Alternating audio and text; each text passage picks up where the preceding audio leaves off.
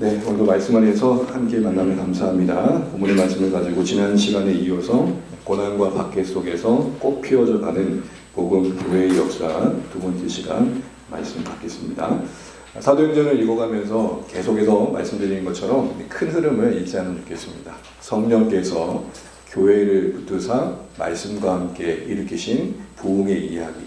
굳이 앞자를 맞추자면 성령, 성도, 성경. 그래서 사도행전은 삼성이 있다 생각하시면 됩니다.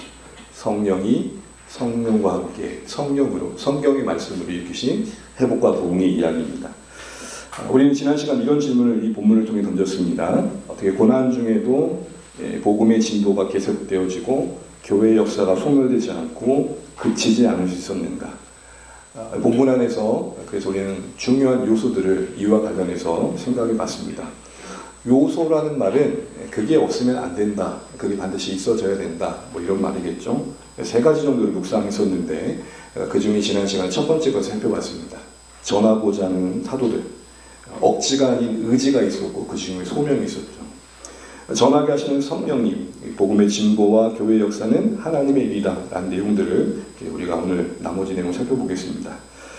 지난주에 크게 분노하며 생명을 위협하는 공의 앞에서도 굴하지 않고 구애받지도 않고 복음의 사역을 그치지 않았던 사도들의 모습을 살펴봤었죠. 잠시 언급하고 지나가자면 그 고난 중에도 복음의 사역이 멈춰지지 않았다. 이 사실들은 오늘 우리 교회에게 뭘 상기시켜주는 걸까요? 교회는 끝없는 어떤 박해와 고난 속에서 그 생명의 꽃을 피운 역설의 역사라는 거죠. 환경과 조건과 여건을 보면 진작 망하도 됐어야 교회인데 그 복음의 생명은 계속해서 그 역경 속에서도 꽃을 피웠다. 그런 것을 말씀드렸습니다. 그것을 우리에게 보여주고 있다는 것이죠. 그 그치지 않음 속에 오늘 우리가 계속해서 교회로서 복음의 사역을 이어가게 되었다. 이런 측면에서 우리가 이렇게 오늘도 예배를 드릴 수 있는 자유로운 공간과 환경과 시간이 주어진 것을 당연시 여기지 않고 감사해야겠습니다. 왜냐하면 여전히 이 고난과 박해의 국가 속에서 이 예배의 당연함도 누리지 못하는 성도들이 참 많이 계시기 때문이죠.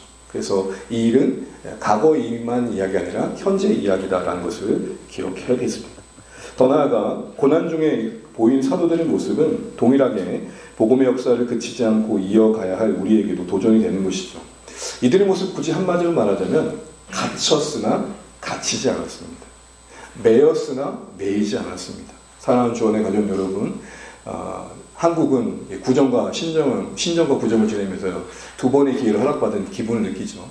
어떻게 보면 이제 구정을 긴 연을 마치고 새로운 한 해의 본격적인 걸음이 시작된다고 했을 텐데 올 한 해 매이나 매이지 않는 삶 되시길 축복합니다.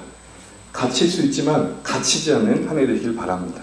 오늘 사도들을 보십시오. 포효하는 삼킬 듯 윽박지르는 그 공의 횡포를 당하면서도 당차게 의연하게 반응을 보입니다.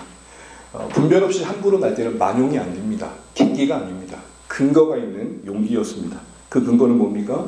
이들의 고백 속에는 하나님이 더 커 보였던 거죠. 29절에 뭐라고 말했죠? 사람보다 하나님. 올 한 해 물질보다는 하나님이, 염려보다는 하나님이, 상황보다는 하나님이, 우리의 감정보다는 하나님이 더 크시게 여겨지시길 바랍니다. 이런 하나님이 더 크심의 권위 속에서 그들을 용기 있게 대했던 것입니다. 이처럼 믿음은 하나님이 우리의 인생에 더 절대적인 자리를 자리 잡아 가시는 겁니다. 그 누구도 그 무엇도 동등한 위치에 두지 않는 것이죠.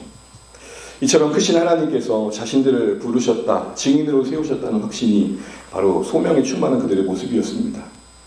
잠시 봤지만 그 소명의 충만함은 붙잡힌 상황조차도 증거의 기회로 여기며 받아들였죠. 상황에 대한 지나친 고민과 불편이 있을만 했는데 불편보다는 그런 중에도 할 수 있는 하나님의 일들을 찾았고 거기에 집중했습니다.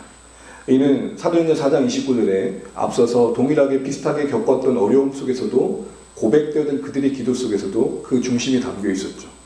사도행전 4장 29절 개역 한글 버전에는 이렇게 되어 있습니다. 그들의 위협함을 하감하여 주시고, 하감. 하나님 위에서 우리를 지켜만 주십시오. 바라만 봐 주십시오. 이런 겁니다. 굳이 워드 프레이를 하자면 하강이 아닙니다. 위험함을 좀 줄여주십시오. 하강시켜주십시오가 아니에요. 이 현실 이대로 우리 살아내겠으니 그 상황을 바라만 봐주십시오. 여기는 어떤 고백이 있는 겁니까? 이것조차도 우리가 굳이 이유를 묻지 않아도 하나님이 필요하시니 허락하신 것을 우리가 받아들이겠습니다. 거기까지 간 것입니다. 우리 신앙이 왜라는 질문으로 너무 많이 허송세월하지 않으면 좋겠습니다. 아니 왜라는 질문을 던졌을 때 응답되어진 게 얼마나 있을까요? 왜 이 사람을 만났는지, 왜 이런 자녀가 태어났는지, 왜 이런 환경을 마주해야 되는지, 왜 내가 이런 어려움에 처해야 되는지. 왜라는 질문 사실은 당장이 좋지 않은 데가 참 많습니다. 소명의 삶을 산다는 것은 왜 이런 상황인가 여기에 대한 궁금함을 갖는 게 잘못된 건 아니겠으나 더 마음을 두는 것은 하나님께서 이 시간 이 상황을 통해 뭘 원하실까? 상황의 개선과 환경의 더 나아짐도 중요하지만 그렇지 않은 상황에 끝없이 왜라는 질문에 허덕이기보다는 그 상황 속에서도 하나님께서 내게 원하시는 일에 집중하는 것. 예전에는 넉넉하게 10걸음을 걸었다면 지금은 그것조차 안 될 때 걸을 수 있는 반걸음도 찾는 것. 그게 오늘 이 사도들이 보여준 소명의 삶의 모습인 것이죠. 이처럼 고단에 매이지 않는 자유로움과 생명 넘치는 삶에 소명이 있었습니다. 소명이 무엇인지 지난 시간에 말씀드렸습니다. 영광의 하나님이 우리를 부르셨다. 하나님이 우리를 부르셨다. 하나님이 우리를 이곳에 심으셨다. 그 보내신 하나님이 책임져 주신다. 우리는 그 하나님 앞에 살아낸 인생의 이야기를 안고 설 것이다. 부르셨다, 심으셨다, 책임지신다, 그분을 만날 것이다. 이 생각들이 우리의 삶을 채워가는 것입니다. 그처럼 소명을 따라 살아가는 사도들의 삶의 발자취가 결국 교회의 역사로 계속해서 이어졌고 이 땅에 그치지 않고 복음의 역사가 이어져가는 중요한 요소가 우리에게 뭔지를 보여주고 있는 것이죠. 우리 지난 시간 그래서 소명이라는 단어 앞에 우리 삶을 비춰봤습니다. 내가 뭘 하고 있냐보단 그 자리에 소명이 있는가가 중요합니다. 소명이 뒤따르는 사명을 살아내는 게 우리 삶의 방향이 되어야 된다는 것입니다. 오늘은 나머지 이 복음의 역사가, 교회의 역사가 그치지 않고 계속되는 데 있어서 우리가 다시 한번 확인해야 되는, 붙들어야 되는 두 가지 요소, 나머지 내용을 생각해 보겠습니다. 두 번째는 지난 시간에서 두 번째는 전하게 하시는 성령님이 있었습니다. 전하고자 하는 사도들의 이면에 전하게 하시는 성령님이 계셨죠. 한마디로 교회를 증인으로서 살아내게 하시는 성령님을 의지해야 된다는 교훈을 이 본문을 통해 우리에게 주고 계신다는 겁니다. 우리 32절 말씀 같이 한번 읽어보겠습니다. 32절 화면이나 노트 한번 읽어볼게요. 시작. 우리는 성령도 그러하니라 하더라. 아멘. 우리는 이 일의 증인이요. 자기 정체성이 분명한 소명의 고백을 사도들이 했고 그렇게 살아내고 있죠. 그런데 그렇게 고백하는 것과 함께 이야기되고 있는 것은 뭐냐면 바로 성령님입니다. 성령으로 충만해서 공의 앞에 당당히 자신들이 예수의 증인임을 밝혔던 사도들. 그런데 그들이 홀로 있지 않고 그들과 함께 같이 증거하시는 증인이 있는데 성령님이다라고 고백하고 있는 겁니다. 한마디로 말하면 성령님과 함께하고 있다는 것이죠. 두 가지를 주목해 봐야겠습니다. 증인으로서의 책무를 다하는 그 소명의 현장에 성령님이 지금 같이 계시다라는 고백을 하고 있는 사도들의 그런 중심을 우리가 봐야겠습니다. 또한 한 걸음 더 나아가서 성령님을 이렇게 고백하고 있는 것을 보십시오. 하나님이 자기에게 순종하는 사람들에게 주신다. 하나님이 자기에게 순종하는 사람들에게 성령님이 그 가운데 계신다라는 표현을 하고 있는 것이죠. 왜 성령님을 이렇게 표현했을까요? 조금만 위로 올라가 보면 사도들이 뭐라고 고백했습니까? 우리는 사람들보다 하나님께 순종하는 게 마땅하다. 이 고백이 오늘 이 표현과 맞물려서 연결되어지고 있는 것이죠. 무슨 말이죠? 그들이 그렇게 공의 앞에 당당하게 우리가 하나님께 순종하는 게 당연하다고 말할 수 있었던 것은 하나님께 순종하는 자들 가운데 계시는 성령님의 도우심이었다는 것입니다. 즉 하나님께 순종함이 마땅하다 고백하는 이 사도들의 타협 없는 당찬 기계의 근원에 성령님이 계심을 지금 성경은 의도적으로 확인시켜주고 있는 것입니다. 그들과 함께 계신 성령님이 그 당당함의 이유였다는 것이죠. 이전처럼 회피하거나 자신들의 실리를 쫓아 행동하지 않고 당당히 부르심에 합당하게 증인으로 살아내고자 했던 그 근원에 성령님이 계시다는 것들을 다시 한번 보여주고 있습니다. 사실 이것은 사도행전 첫 걸음부터 예수님께서 우리에게 또 교회에게 사도들에게 약속하셨던 말씀이고 그 성취입니다. 너무 잘 알고 있는 사도행전의 또 주제 말씀이기도 한 1장 8절 말씀, 다시 한번 우리 곱씹는 마음으로 천천히 한번 읽어보겠습니다. 시작. 오직 성령이 너희에게 임하시면 너희가 까지 이르러 내 증인이 되리라 하시니라. 아멘. 오늘 성령이 그들 가운데 임할 때 권능이 주어지고 결국은 예루살렘, 유대, 사마리아 땅끝까지 복음의 역사가 그치지 않고 계속될 텐데 그 가운데 너희가 증인으로서 쓰임받을 것이다. 이렇게 말씀하시죠. 내 증인이 되리라 라는 표현의 맥락상의 버전은 이렇습니다. 성령님이 너희를 증인으로 만들어 가실 것이다. 증인답게 살도록 능력을 주실 것이다. 사도행전 1장 8절에 앞뒤 맥락을 보시게 되면 여러분 잘 기억을 더듬어 보시면 생각나실 텐데 이 말씀이 주어졌을 당시의 교회는 어떤 모습이었습니까? 그들의 질문은 오직 이런 거였습니다. 언제 이스라엘이 회복될까요? 하나님 나라의 회복에 관심이 없었습니다. 조급함에 그 때와 시기를 물었습니다. 또한 하염없이 승천하시는 예수님의 구름 사이에 올라가시는 하늘만 봤습니다. 그러니까 천사들이 뭐라 그러죠? 어찌하여 너희가 하늘만 보니? 그랬던 그들이 이스라엘 나라가 아닌 복음과 함께 하나님 나라를 위해 생명 거는 자리에 서 있습니다. 현실의 시기와 때에 급급했던 그들이 자신들의 생명과 미래를 담보로 협박하고 겁박하는 공해의 위협에 굴하지 않습니다.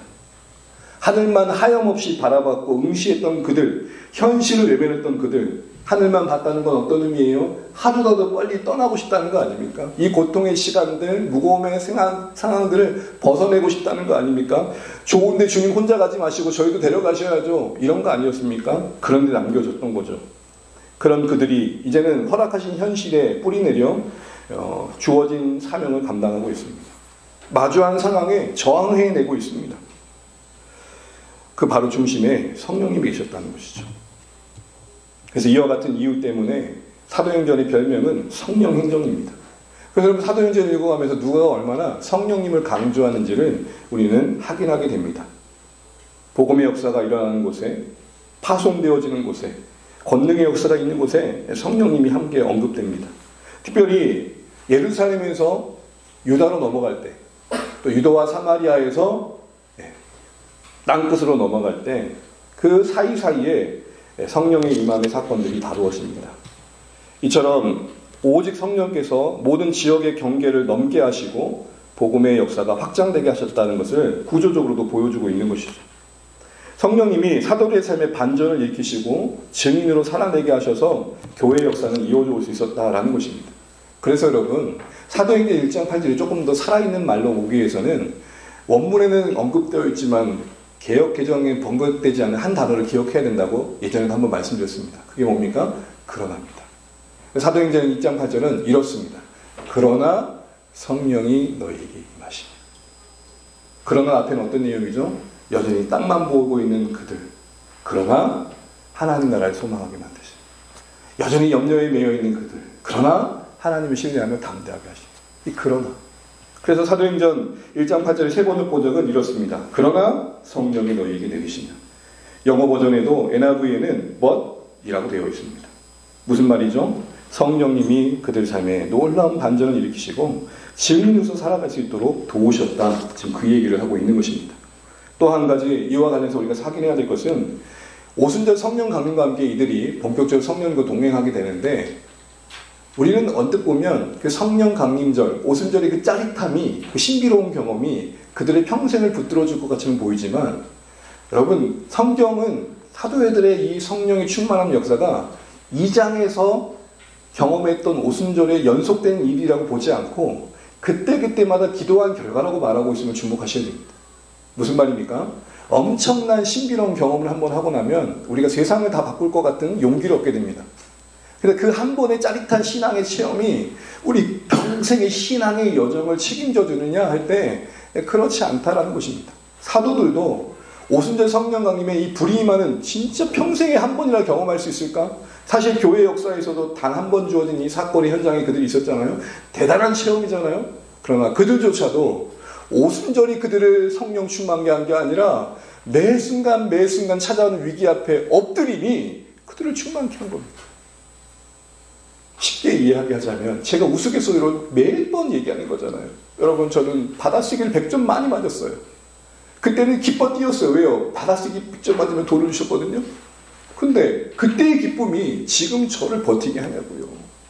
우리 세상 말로 그런 말 하잖아요. 우라먹지 마라. 오늘은 오늘의 은혜로, 내일은 내일의 은혜로 살아내는 것입니다. 사도들의 성령의 충만함은 빌기를 다함의 결과였음을 성경은 곳곳에 언급합니다. 사도행전 4장 31절 같이 한번 읽어볼까요? 시작. 빌기를 다함에 모인 곳이 진동하더니 무리가 다 성령이 충만하여 담대히 하나님의 말씀을 전하니라. 우리 성경 노트를 보면 다시 한번 읽어볼게요. 시작. 빌기를 다함에 모인 곳이 진동하더니 무리가 다 성령이 충만하여 담대히 하나님의 말씀을 전하니라. 아멘. 오순절에 한 번 경험으로 평생이 충만했던 게 아니라, 여러분 오늘 예배 드리고 나서 우리 주중의 삶에도 계속된 엎드림의 시간이 필요한 거죠. 가끔 우리는 대집회나 짜릿한 어떤 체험이 약속된 어떤 모임 자리에 찾아다니는 분들이 계셔요. 그 한 번의 어떻든 그 체험을 위해서, 경험을 위해서 필요하고 중요하겠지만 우리는 그 한 번의 경험으로 살아낼 수 없는 인생들임을 인정해야 됩니다. 어제 충만했던 마음도 잠시 잠깐의 염려로 꺼질 수밖에 없죠. 그러니 매 순간순간이 빌기를 다하는, 그러니 부디 우리 안에 우리 삶과 섬김의 현장에 오직 반전을 일으키신 분이 성령님을 인정하고 소명에 응답하시는 응답하는 삶을 살게 하시는 성령님의 충만함을 사모하시면 좋겠습니다. 이를 위해 기도하시면 좋겠습니다. 무엇보다도 이걸 위해 우리 안에 성령님이 계시다는 걸 잊지 않으면 좋겠습니다. 말씀을 준비하면서 디모데를 향한 바울의 권면이 생각났는데요. 바울이 흔들리고 있는 연약한 디모데의 모습을 격려하면서 이렇게 서두에 문을 엽니다. 디모데후서 1장 6절에서 8절, 14절 중간중간 생략하고 필요한 말씀만 넣었는데 우리 화면이나 노트 보시고 한번 읽어볼게요. 시작.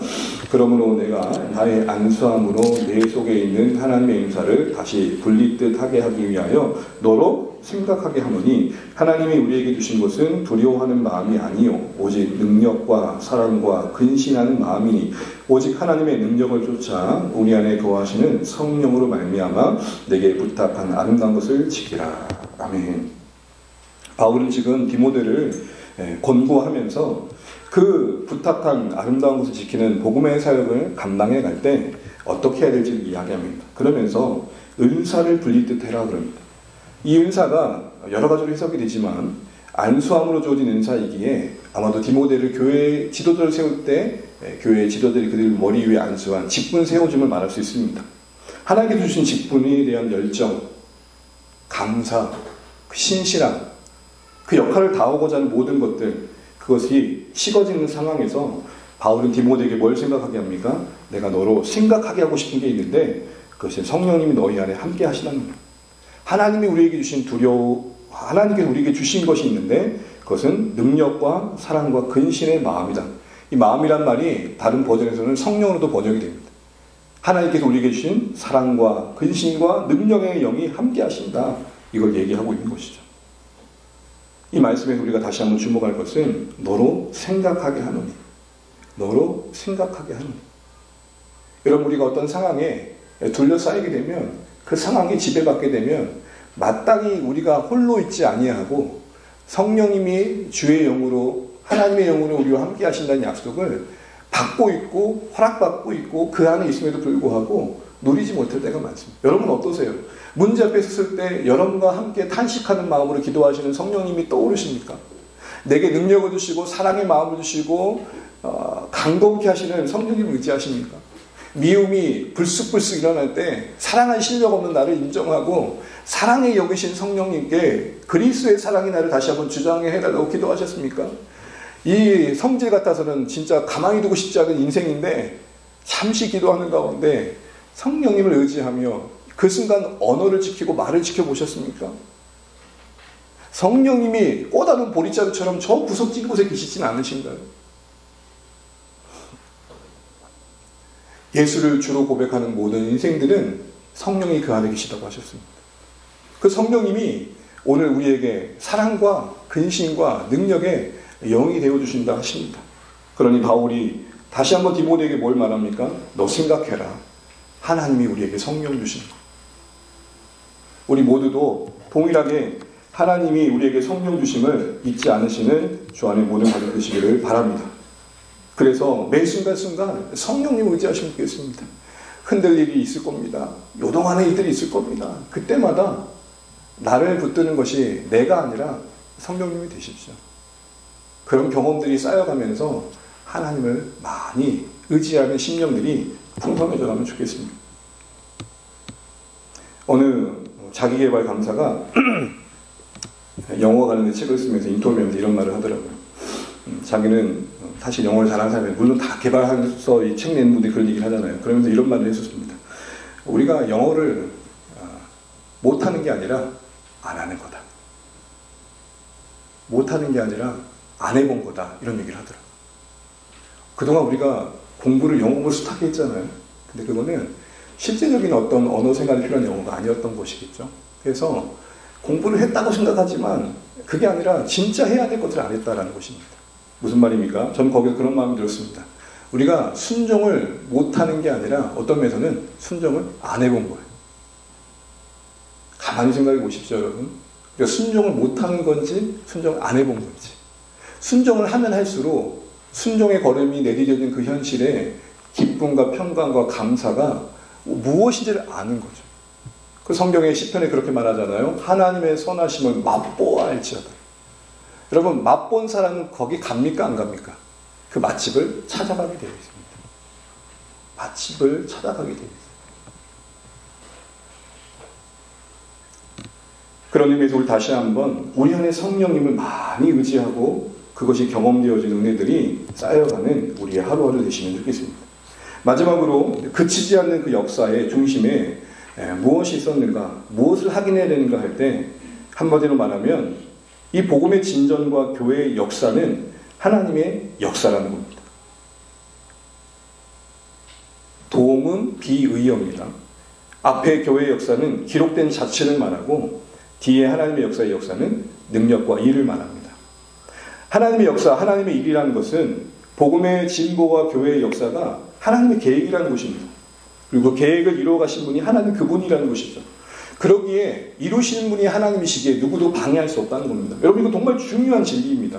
오늘 가말리엘이 합리적인 중재와 공부를 통해 교회 역사에서 가장 놓치지 말아야 할 중요한 사실을 다시 한번 얘기해주고 있음을 우리는 보셔야 됩니다. 가말리엘은 사도들의 변론을 듣고 더 열받은 공회원들에게 신중하라고 말합니다. 조심하라고 말합니다. 그 권면의 내용이 무엇이었습니까? 이전에도 몇몇 사람들의 마음을 혹해가지고 선동했다는 겁니다. 드다가 그랬고 유다가 그랬답니다. 왜 다자로 끝나면 다 그럴까요? 그렇게 선동해서 사람들이 따라다니고 했고 뭔가 일어날 것 같았지만 자칭 메시아라고 하면서 사람들의 마음을 홀렸지만 결국에는 실패하고 흩어지더라. 남는 게 없더라. 그러면서 이 지금 예수의 운동을 일으키고 있는 사도들을 바라볼 때도 그런 시선으로 보라고 하고 있는 겁니다. 만일 이 예수의 운동을 하는 사도들이 복음을 전한다고 하는 그들이 하나님께로 났다면 결코 실패하지 않을 것이다. 만일 그럴 것이다. 그런데 이게 사람이 만든 일이면 그냥 그대로 무너질 것이니 굳이 건들지 말라는 겁니다. 그런데 만약에 하나님의 일이라면 괜히 해방했다가 하나님을 대적하는 일이 될 수 있으니 우리 조심하자, 이 얘기를 한 겁니다. 가말리엘은 어떤 쪽에 더 마음이 가 있는 걸까요? 이거 하나님의 일이다라고 느껴지고 있는 거예요. 가말리엘이 누굽니까? 바울의 스승이죠. 율법학자는 최고의 학자였습니다. 저 가말리아에서 배웠습니다. 그러면 다들 인정해줬던 능력의 권위 있는 사람이었습니다. 현자였습니다. 하나님께서 그의 마음을 조금씩 바꿔가고 계십니다. 그 고백을 한번 보십시오. 38절 39절입니다. 같이 한번 읽어보겠습니다. 시작. 이제 내가 너희에게 말하노니 이 사람들은 상관하지 말고 버려두라. 이 사상과 이 소행이 사람으로부터 났으면 무너질 것이요 만일 하나님으로 났으면 너희가 그들을 무너뜨릴 수 없겠고 도리어 하나님을 대적하는 자가 될까 하노라 하니. 가말리엘은 하나님을 혹시라도 대적할까가 두려워하고 있는 것입니다. 사도들이 복음을 증언하고 이 일들이 자신들이 만든 일이 아니고 정말 하나님의 일이라면 하나님이 주장해가고 계신 일들이고 하나님께서 그들을 통해 행해가고 계시는 결과들이라면 그걸 방해하는 것은 하나님을 방해하는 것이니 멈춰야 된다. 그 얘기를 하고 있는 것입니다. 그 얘기를 듣고 공회가 설득돼서 채찍질 정도로 보냈던 것이죠. 물론 그것도 되게 아픈 형벌이었죠. 오늘 이 가말리엘의 증언에서 우리는 중요한 사실 하나 한개입니다. 그게 뭐죠? 이 말을 근거로 본다면 오늘 사도들 이후에 사도행전에 계속된 교회의 역사는 그리고 오늘 우리에게까지 오는 교회의 역사 그 이후의 교회의 역사들은 뭘 보여주는 겁니까? 교회와 모든 복음의 역사가 하나님의 역사였음을 명백하게 증명되는 것입니다. 갈릴리에서 끝나지 않았습니다. 예루살렘에서 끝나지 않았습니다. 사마리아에서 끝나지 않았습니다.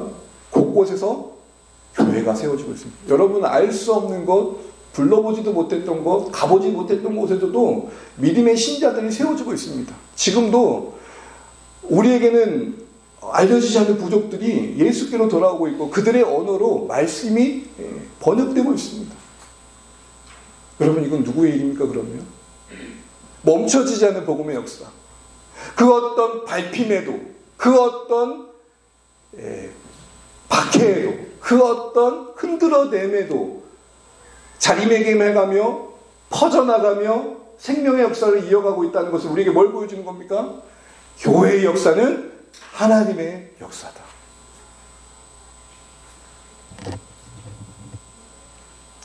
하나님의 역사이기에 이 교회의 역사는 반드시 승리로 맞춰진다는 겁니다. 그래서 여러분 계시록 11장 15절에 이렇게 되어 있습니다. 같이 한번 읽어보겠습니다. 시작. 세상 나라가 우리 주와 그리스도의 나라가 되어 그가 세세토록 왕노릇 하시리로다. 아멘. 이 세상의 모든 주관하는 역사들이 우리가 지금 보고 있는 이 세상이 온전히 그리스도가 통치하시는 나라가 되는 날들이 반드시 온다는 것입니다. 이것이 성경의 약속이고 우리에게 주신 소망이죠. 정리하자면 복음과 함께 하나님 나라를 위해 수고하고 애쓰는 교회의 역사는 그리고 그 승리는 하나님의 역사라는 증언을 오늘 성경은 하고 있는 것입니다. 그러니 우리에게 뭘 말하는 겁니까? 이 도도하게 흐르는 하나님의 역사에 참여하자는 겁니다. 또한 그 과정에서 쉽게 낙심하지 말자는 겁니다. 교회의 역사가 하나님의 역사는 사실을 신뢰하고 이 일이 반드시 이루어질 일임을 알고 그 일들에 오늘의 우리의 시간을 드리는 것이 진짜 지혜다라는 것입니다. 제가 요즘 경제 공부를 좀 하다가 이게 유튜브는 알고리즘이라는 게 있잖아요. 그러니까 한 달에 200번은 법, 500번은 법. 이거 혹 하더라고요. 한동안 몇 번 봤어요. 근데 이게 제가 잠시 눈이 어두워서 그걸 보다 보니 거기에 몰입하게 되더라고요. 그런데 은혜는 뭐냐? 그 실상을 밝히는 자들이 있더라고요. 월 300구랍니다 하고 자기가 경험했던 일들을 이야기하는 분들 계십니다. 소수가 얻은 승리를 모두가 얻을 수 있는 것처럼 호도하고 있는 이야기입니다 라고 현실을 얘기하더라고요. 제가 뭘 얘기하는 겁니까? 이 경제 이 프로그램 보다 보니까 가장 이슈는 뭐죠? 어디에 지금 투자하는 게 가장 나의 현실적인 이익을 가져다 줄까 아닙니까? 그게 가장 경제적인 관념 아닙니까? 하나님 나라의 역사는 반드시 될 일이라고 성경은 얘기하고 있습니다. 여러분 지금 우리가 주안의 교회라는 이 교회를 통해서 하나님께서 만들어 가실 복음의 일들이 하나님의 역사라면 주안의 교회는 망하지 않을 것입니다. 교회의 역사가 그걸 증거해 주고 그럼 우리의 관심은 뭐죠? 주안의 교회의 역사가 하나님의 역사가 되는데 관심을 가져야 돼요. 그 하나님의 역사는 반드시 승리할 거라는 이 약속 속에 우리의 오늘의 관심과 시선은 거기에 올인하는 게 지혜다라는 것입니다. 그러나 오늘 이 현실 속에 교회를 보는 우리의 생각들은 많이 복잡할 때가 있습니다. 신뢰를 상실한 교회의 현실을 바라볼 때 여러분 어떤 생각이 드십니까? 분명 교회 역사는 하나님의 역사라고 하는데 세상의 교회, 오늘 이 시대의 교회가 손가락질 당하는 모습을 보면 여러분 우리는 어떤 생각이 듭니까? 분명 우리는 이 교회가 문제의식으로 바라봐지고 경각심을 갖는 건 중요합니다. 경각심을 가져야 됩니다. 그러나 동시에 그것이 지나친 낙심이 되면 안 되겠다라는 겁니다. 가끔 교회가 망했다, 교회는 끝났다, 너무 비관적으로 말하시는 분이 있고 단언한 분들이 계십니다. 그거는 하나님의 관점에서 보면 무례한 말이 아닌가 싶습니다. 교회가 이 땅에서 무너지기도 하고 흔들리기도 하지만 하나님의 나라의 역사를 써가는 교회 역사는 무너지지 않습니다. 반드시 이루어질 것입니다. 그러나 이 땅의 교회는 인간의 불완전성 속에 여러 연약함들을 만들어냅니다. 그러나 그 가운데서 하나님이 여전히 긍휼을 베푸시고 회복과 갱신의 역사를 통해 복음의 역사가 이어져 가도록 일하고 계시다는 것도 우리는 같이 봐야 됩니다. 사실 100개의 교회가 있다면 이 땅에 문제를 일으키는 이슈가 되어지는 교회와 지도자는 그렇게 많지 않습니다. 대부분의 교회들이 그래도 열심히 하나님 나라의 역사에 참여하려고 애를 쓰고 있습니다. 더 나아가 오늘의 교회의 아픔을 안타까워하고 어떻게든 더 신뢰를 회복하려는 회복의 움직임도 곳곳에 일어나고 있습니다. 그러니 교회의 역사는 하나님이 써가시는 역사라는 측면에서 오늘 이 교회의 무너진 현실들을 바라볼 때 하나님이 관여하시는 현장이니 내가 쉽게 판단하고 정죄하고 흐트러버리는 게 아니라 하나님 역사이니 그 역사를 따르지 못한 교회의 현실을 긍휼히 여겨달라고 기도하고, 하나님의 역사이니 하나님이 다시 한번 은혜를 달라고 기도하고, 하나님의 역사이니 다시 한번 하나님 부흥케 해달라고 기도하고, 그래서 이 땅에 교회의 역사가 만들어갈 그 선한 열매들이 다시 한번 일어나게 해달라고 기도하는 것이 당연한 태도다라는 것입니다. 지나친 낙관도 지나친 비관도 아닌 균형 있는 문제의식과 함께 하나님의 역사라는 사실에 근거한 소망을 품고 오늘 우리가 해야 될 수고를 해야 되는 것입니다. 사랑하는 주안의 가족 여러분, 여전히 주님께서 이 땅의 연약한 교회를 긍휼로 붙들고 계시고 교회의 역사와 운명과 승리를 주관해 가고 계시다는 사실, 다시 말해 교회의 역사는 하나님의 역사라는 사실에 근거해서 소망을 잃지 않는 우리 되시면 좋겠습니다. 우리 자신부터 소명을 따라 성령의 능력으로 하나님의 역사, 곧 그분이 열심으로 이루어가시는 그 나라에 참여하시면 좋겠습니다. 여러분, 보이지 않는 하나님께서 이 역사 속에 역사하시며 만들어가신 역사들을 분명히 보시면 좋겠습니다. 과거 이사야가 오래전에 그 하나님 나라의 역사를 바라보면서 이렇게 예언합니다. 우리 이 말씀 읽고 함께 마치겠습니다.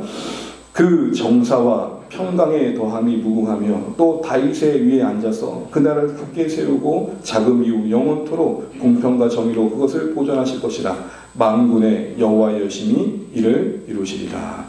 아멘. 우리 연약합니다.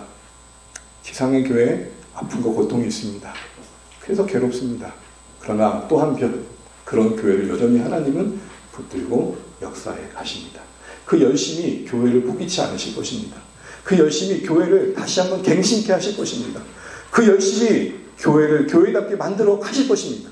그를 위해 우리는 성령을 주셨고 우리는 그렇게 성령을 의지하며 주신 소명의 신실함으로 이루신 소망을 바라보면서 오늘 우리에게 주어진 삶의 자리에 하나님의 역사에 참여하는 순종이 있기를 간절히 소망합니다. 그것이 오늘 새해 2025년을 바라보는 우리에게 주어진 하루를 살아갈 방향이 되시면 좋겠습니다. 늘 질문하십시오. 교회의 역사가 하나님의 역사임을 믿고 있는가? 주 안의 교회의 역사는 하나님의 역사에 참여하고 있는 역사인가?